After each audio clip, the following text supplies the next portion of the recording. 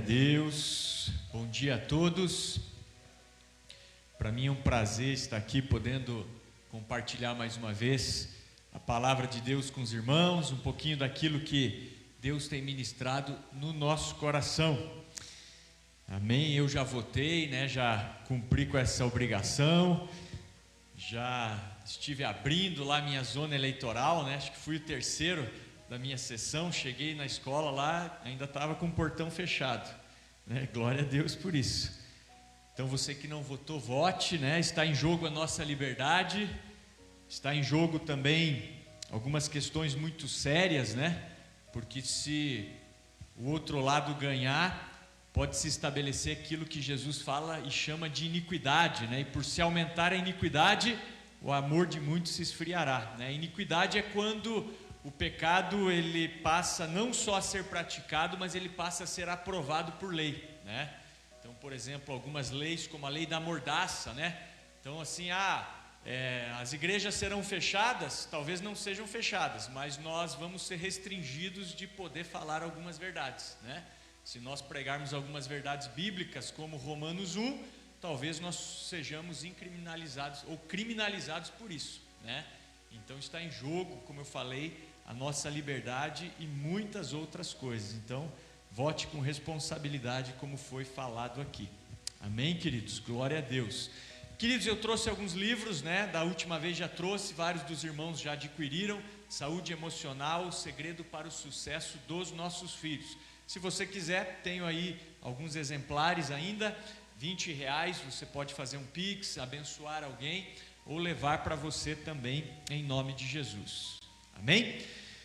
Bom, o tema deste mês, como o pastor Ronaldo já falou, é transformados para transformar. E eu quero hoje então compartilhar com vocês uma mensagem intitulada O Poder Sobrenatural de uma Mente Transformada. Uma palavra que Deus me deu já há vários anos atrás e eu tenho pregado essa palavra todos os anos na minha igreja, em outros lugares também, e não só eu tenho pregado esta palavra, mas eu tenho vivido esta palavra, Então, porque Deus, Ele não nos dá uma palavra somente para pregarmos, Ele nos dá uma palavra primeiro para vivermos, Então, o que eu vou trazer para vocês não é algo que eu simplesmente acredito e prego, mas é algo que eu vivo, que eu aplico na minha própria vida. Então, eu quero convidar vocês a lerem comigo um trecho da palavra de Deus, que será a base da ministração nessa noite, que é Romanos capítulo 12, versículos 1 e 2. Então, Romanos capítulo 12, versículos 1 e 2. Você que está com a sua Bíblia, ou tem aí a sua Bíblia no seu celular, acompanhe a leitura desse texto. Romanos 12, versículos 1 e 2. Diz assim a palavra de Deus através do apóstolo Paulo: Rogo-vos, pois, irmãos, pelas misericórdias de Deus, que apresenteis o vosso corpo por sacrifício vivo, santo e agradável a Deus, que é o vosso culto racional. E não vos conformeis com este século, mas transformai-vos pela renovação da vossa mente, para que experimenteis qual seja a boa, agradável e perfeita vontade de Deus. Amém? Então, repito, o tema da mensagem é o poder sobrenatural de uma mente transformada. E eu quero introduzir essa mensagem dizendo com toda a convicção que a mente... Opa, vamos trocar aqui que a bateria está acabando, Então eu quero introduzir essa mensagem dizendo com toda a convicção que a mente é o que há de mais importante no ser humano. A sua mente é o que há de mais importante em você, a minha mente é o que há de mais importante em mim. Por quê? Porque é na mente que nós conquistamos vitórias ou nós somos derrotados. Toda vitória pública vem depois de uma vitória interna, vem depois de uma vitória na mente. É na mente que nós vencemos as tentações, ou nós cedemos às tentações. Ou seja, todo pecado que nós praticamos, seja por palavras, sejam por ações, eles começam na nossa mente. Antes de você pecar, você já perdeu a batalha na sua mente. Portanto, o segredo para uma vida de vitória contra o pecado, contra o mundo, contra o diabo, está na nossa mente. Por isso que Jesus, em Mateus capítulo 15, versículo 19, ele diz: pois do coração procedem os maus pensamentos, os furtos, os adultérios, os homicídios e a blasfêmia. E são essas coisas que contaminam o homem. Então, quando Jesus diz que é do coração que procedem essas coisas, ele não está falando do seu órgão físico, ele não está falando literalmente desse órgão que bate no seu peito, ele está falando do seu íntimo, ele está falando daquilo que acontece dentro de você. Então, quando nós lemos a palavra coração na Bíblia, muitas vezes nós podemos substituí-la por mente. É da mente que procedem os maus pensamentos, os furtos, os homicídios, os adultérios e a blasfêmia. E são essas coisas que contaminam o homem. É por isso que em Provérbios capítulo 4, versículo 23, Salomão ele diz assim: acima de tudo, guarde o teu coração, porque dele procedem as saídas da vida. Então aqui novamente aparece a palavra coração, como o lugar onde estão as fontes da vida. Mas eu repito, coração aqui também não é o órgão coração, mas é o seu íntimo, o seu interior. É por isso que esse mesmo versículo de Provérbios capítulo 4, o versículo 23, na tradução bíblica, a linguagem de hoje diz assim: tenha cuidado com o que você pensa, porque a sua vida é dirigida pelos seus pensamentos. Olha só, tenha cuidado com o que você pensa, porque a sua vida é dirigida pelos seus pensamentos. Então a Bíblia, ela valoriza muito aquilo que acontece dentro de nós. E é por isso que em Filipenses capítulo 4, versículo 8, o apóstolo Paulo diz assim: quanto ao mais, irmãos, tudo que é verdadeiro, tudo que é honesto, tudo que é justo, tudo que é puro, tudo que é amável, se há alguma coisa de boa fama, se há alguma coisa que há louvor, seja isso que ocupe o vosso pensamento. Em Colossenses capítulo 3, versículo 2, o apóstolo Paulo diz: portanto, se vocês já morreram com Cristo e ressuscitaram com Ele, pensem nas coisas que são do alto, onde Cristo está sentado à destra de Deus. Então veja, a Bíblia está falando sobre você pensar nas coisas verdadeiras, honestas, justas, puras, amáveis, onde há boa fama, onde há louvor, pensar nas coisas que são do alto. Então a Bíblia está falando de você ter uma mente transformada por Deus. E queridos, é muito importante a sua mente, porque você é aquilo que você pensa. Essa é que é a verdade. Você é aquilo que você pensa. Na verdade, inclusive isso é algo psicológico, né? A psicologia, especialmente a área da psicologia cognitiva, diz que o que você pensa determina o que você sente. E o que você sente determina o que você faz. Olha que interessante. O pensamento determinando o sentimento e o sentimento determinando a tua ação. Então, se você está se sentindo mal hoje, está triste, pare para pensar. Essa tristeza é fruto do quê? É fruto provavelmente de pensamentos. Pensamentos negativos, pensamentos tristes geram sensações tristes e ações tristes. E o contrário também é verdadeiro. Se a tua mente está cheia de coisas boas, verdadeiras, honestas, justas, puras, amáveis, de boa fama, em que há virtude, em que há louvor, isso gerará sensações positivas. E automaticamente você vai ter comportamentos positivos também. Porque o que você pensa determina o que você sente. E o que você sente determina o que você faz. Então o segredo da vida está de fato na nossa mente. Eu repito, você é aquilo que você pensa que é. Por isso que tem uma frase que diz assim: pensa que poderás e poderás, pensa que não poderás e não poderás. Eu não estou falando aqui de pensamento positivo simplesmente, estou falando de uma verdade. E essa verdade, inclusive, ela é muito usada pelo mundo secular. Eu que gosto muito de esporte, você vê hoje que no esporte se fala muito sobre força mental no esporte. Os atletas hoje eles entendem que não adianta você ter somente um bom desempenho físico, um bom desempenho técnico. Junto com isso você tem que ter um bom desempenho psicológico, um bom desempenho mental. Você tem que ter uma força interior, porque o jogo também é jogado psicologicamente. E antes de jogar o jogo literalmente, você tem que vencer dentro de você.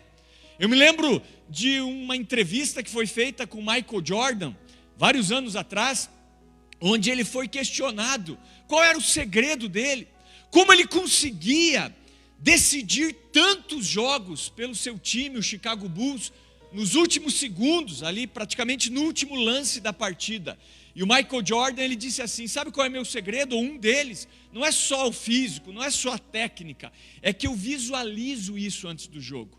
Eu me concentro, eu fico pensando, eu fico imaginando que eu estou tendo, a oportunidade de decidir o jogo, estou decidindo. E quando chega na hora, eu já sei o que fazer, porque eu já venci o jogo interior. É mais ou menos isso. E ele realmente conseguiu dar grandes vitórias para o Chicago Bulls ali na década de 90, nos últimos lances. Por quê? Porque ele estava preparado também psicologicamente. É claro que ele errou várias vezes também, mas ele acertou muitas vezes também por causa da sua força mental. Então eu afirmo com convicção que a mente é o que há de mais importante no ser humano. E baseado nisso, eu tenho certeza que é da vontade de Deus dar a nós uma nova mentalidade. Deus quer renovar as nossas mentes. Ele deseja nos dar uma mente sobrenatural.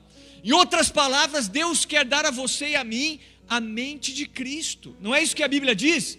Em 1 Coríntios capítulo 2, versículo 16 está escrito: nós temos a mente de Cristo. Posso ouvir um amém aí? Amém. Vamos repetir isso, diga assim: nós temos a mente de Cristo.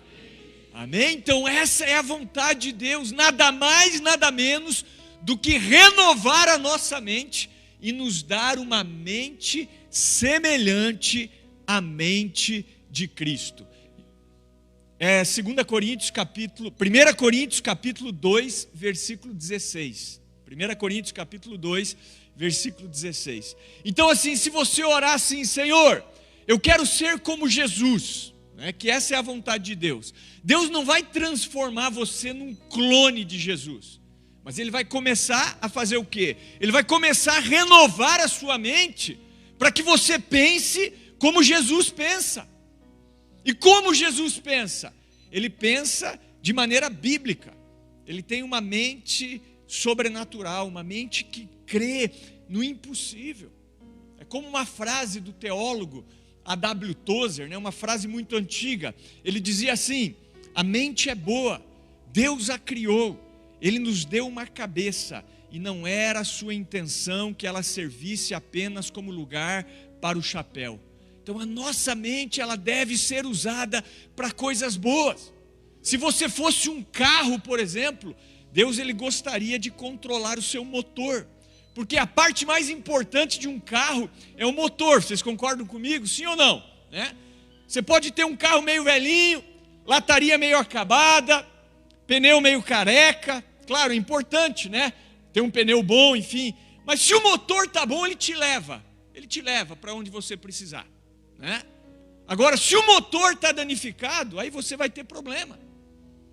Então o motor do carro é a nossa mente. Pensa na tua vida, irmão, irmã. Talvez a tua lataria aí esteja meio danificada, O aspecto físico às vezes não está muito bom. Mas se a tua mente está boa, se você tem a mente de Cristo, você vai chegar onde Deus deseja que você chegue.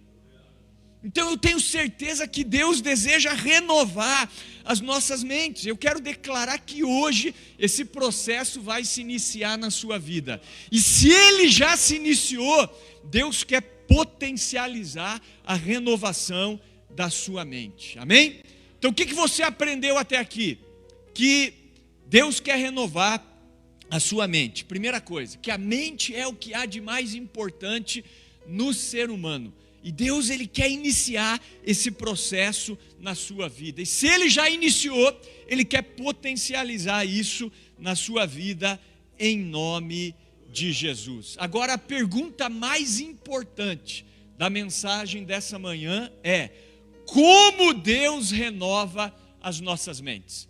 Tudo bem, pastor Peter, eu entendi, a mente é muito importante, aquilo que eu penso determina o que eu sinto determina o que eu faço, então eu preciso ter uma mentalidade como essa que você está falando, a mente de Cristo.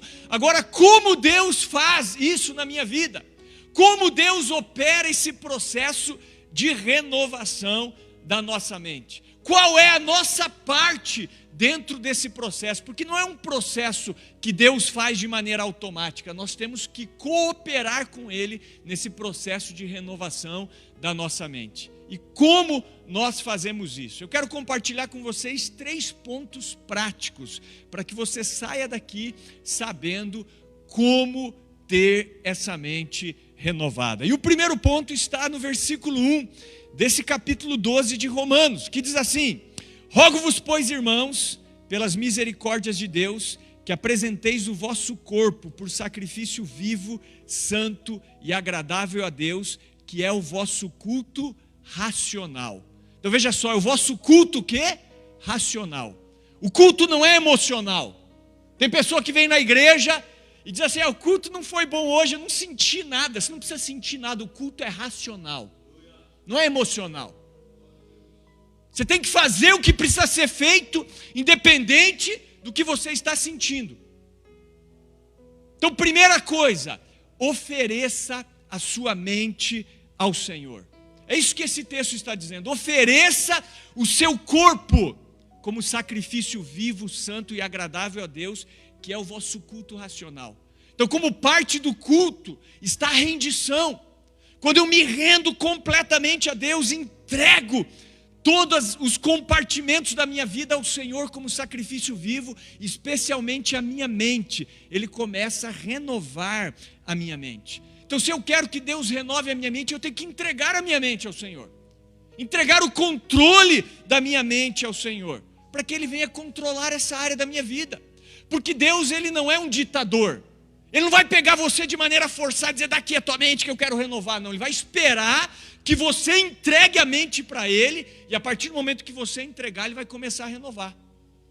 É claro que Ele vai usar o Espírito Santo para convencer você de que isso que eu estou dizendo é verdade. Então Ele está por trás de tudo isso, mas Ele quer que você se consagre a Ele, porque o segredo está na cabeça.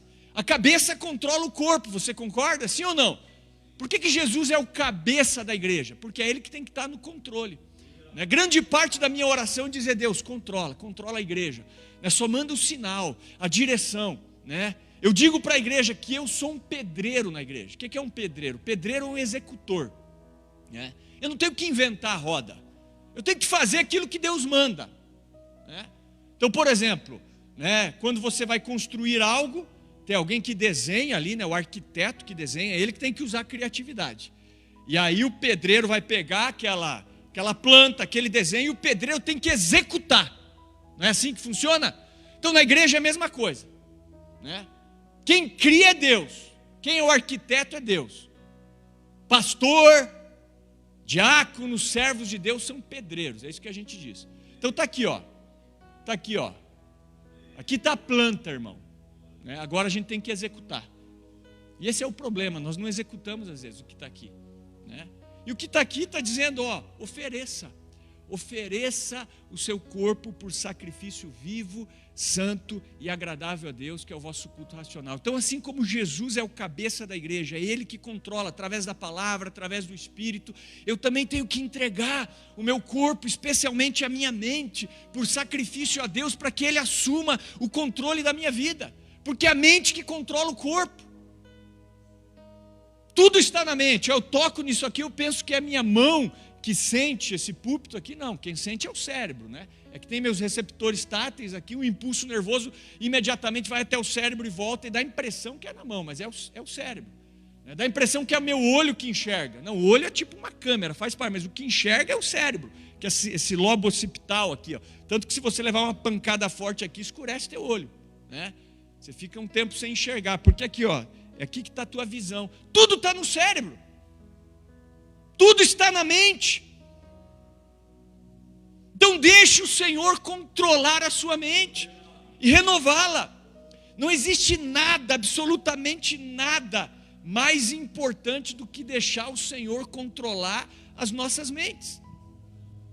Como eu falei, se você fosse um carro, Deus controlaria o seu motor. Se você fosse um computador, Deus controlaria o seu software ou o seu disco rígido. Se você fosse um avião, Deus gostaria de sentar ali na cabine do piloto. Mas como você é uma pessoa, Deus quer controlar a sua mente. Porque o campo de batalha é a mente. E Jesus, Deus, deseja nos dar uma mente sobrenatural, uma mente como a mente dele. Então entregue a Ele a sua mente, todos os compartimentos da sua mente. Eu até me lembro que, quando eu comecei a estudar psicologia, teve uma matéria que nós estudamos, assim, que me ajudou muito nas minhas orações. Essa matéria se chamava Processos Psicológicos Básicos. E o que são os processos psicológicos básicos, pastor Peter? Processos psicológicos básicos são processos mentais. O funcionamento cerebral, a consciência, a atenção, a percepção, a memória, a imaginação, são processos mentais que acontecem com todos os seres humanos internamente e são a base para os nossos comportamentos. Então, antes de ter esse entendimento mais específico, eu orava: Senhor, eu entrego a minha mente a Ti. O máximo que eu dizia assim: Senhor, entrego minha consciência, meu inconsciente, para o Senhor, a minha imaginação. Mas quando eu entendi o que eram processos psicológicos básicos, eu comecei a orar com mais especificidade. Eu comecei a orar: Senhor, eu entrego a Ti o meu funcionamento cerebral, eu entrego a minha consciência, a minha atenção, a minha percepção, a minha memória, a minha imaginação. Eu entrego tudo aquilo que acontece comigo internamente, que é a base para os meus comportamentos. E Deus começou a potencializar ainda mais essa renovação na minha vida. E eu vivo isso desde a minha adolescência ali, eu tenho praticado esse tipo de coisa. E Deus tem renovado a minha mente nesses anos e muitas coisas têm mudado na minha vida, graças a Deus. E hoje nós vivemos tempos difíceis. Eu, como pastor, como psicólogo, atendo muitas pessoas, e grande parte das pessoas que eu atendo, especialmente homens, jovens, enfim, eles têm um problema, por exemplo, com pornografia, Eu me lembro de atender líderes até, e eu lembro do comentário de uma pessoa que ele disse assim para mim: olha, eu tenho uma mente pornógrafa. Foi essa a expressão que ele usou, Porque às vezes hoje a pessoa começa criança nesse mundo, Então imagine a contaminação, por exemplo, da consciência dessa pessoa, da memória dessa pessoa, da imaginação dessa pessoa. Aí a pessoa não consegue ter prazer no casamento. Por quê? Porque essas coisas são muito potentes na mente dela, E a pornografia, ela é um vício, E ela libera tanta dopamina, às vezes, na mente do cara, o cara fica maluco, às vezes não tem nem prazer no relacionamento sexual com a mulher, devido enfim, aquilo que ele sente quando ele vê esse tipo de coisa. Então, nós precisamos entregar essas áreas da nossa mente ao Senhor para que Deus renove. Para que Deus renove. Esse é o primeiro ponto. Para que Ele comece esse processo de purificação. E nós precisamos ter uma mente inocente. Quando Jesus diz assim: se vocês não se converterem e não se tornarem como crianças, de modo algum entrarão no reino dos céus, não é para você virar um bebezinho e sair por aí falando gugu dadá, não é isso. Ele está falando da mente, de você ter uma mente inocente como a mente de uma criança, uma mente pura como a mente de uma criança. Por isso que Paulo diz assim: no que se diz respeito ao mal, sejamos como crianças. 1 Coríntios capítulo 14, versículo 20. Então, o primeiro princípio para a renovação da nossa mente é: ofereça a sua mente ao Senhor. Amém? Ofereça a sua mente ao Senhor. Eu gosto muito de uma música do pastor Cirilo, num CD antigo, Coração em Arrependimento, irmãos. O CD que eu colocava há vários anos atrás, assim, para orar, Eu gosto muito de orar com louvor. E nesse CD, Coração em Arrependimento, ele tinha uma música que ele cantava mais ou menos assim, né? Cada parte do meu corpo eu ofereço a ti, como instrumento de justiça que santifica o teu nome. Se eu desejo e contemplo o pecado, o que eu vejo, eis que vejo a tua cruz, me chamando, me atraindo, sim, ela me conduz a viver contigo, e por aí ele vai, né? Então, uma música baseada nesse texto de Romanos, baseada também em Romanos 6, versículo 12 e 13, que fala de oferecer os nossos membros para a justiça. Então, cada parte do meu corpo eu ofereço a ti, como instrumento de justiça que santifica o teu nome. Então, esse é o primeiro passo: entregar a sua mente ao Senhor, entregar os seus processos psicológicos básicos ao Senhor. Quer começar esse processo de renovação de mente ou potencializá-lo? Faça isso, ofereça a sua mente ao Senhor. Posso ouvir um amém? Amém. Estão me acompanhando até aqui? Amém. Segundo ponto, guarde os seus olhos. Quer ver? Vamos ler um texto. Vamos voltar um pouquinho a nossa Bíblia para Mateus capítulo 6, versículos 22 e 23. Mateus capítulo 6, versículos 22 e 23. Vamos ver aqui o que Jesus diz nessa passagem. Mateus 6, 22 e 23. Diz assim, ó: são os olhos a lâmpada do corpo. Se os teus olhos forem bons, todo o teu corpo será luminoso. Se, porém, os teus olhos forem maus, todo o teu corpo estará em trevas.